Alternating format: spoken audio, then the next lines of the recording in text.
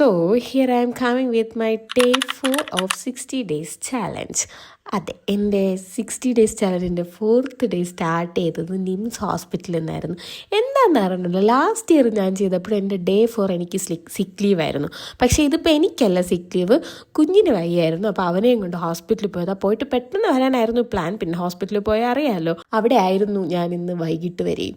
അങ്ങനെ അവനെ ഹോസ്പിറ്റലിൽ കാണിച്ചു. പിന്നെ അവിടെ ബ്ലഡ് ടെസ്റ്റ് ചെയ്യാനൊക്കെ കൊടുത്തിട്ടുണ്ടായിരുന്നു. അത് കിട്ടാൻ വേണ്ടിയിട്ട് കുറച്ച് ലേറ്റ് ആവുമായിരുന്നു. അപ്പോൾ പിന്നെ അവന് ചായ വേണമെന്ന് പറഞ്ഞു. അപ്പോൾ അവൻ്റെ കൂടെ പിന്നെ ഞങ്ങളും ചായയൊക്കെ കുഴിച്ച്, എൻ്റെ കൊച്ച് ഇൻട്രോവേർട്ടാണ്, അതുകൊണ്ട് എടുത്തുകൊണ്ട് ക്യാമറ എന്നാണ് അവൻ പറയുന്നത്. അല്ല, പിന്നെ വയ്യാതിരിക്കുന്ന കൊച്ചിൻ്റെ മുമ്പിൽ ക്യാമറയും കൊണ്ട് പോയി അവനതല്ലേ പറയാൻ പറ്റുള്ളൂ. അവനായതുകൊണ്ട് അത്രേ പറഞ്ഞുള്ളൂ.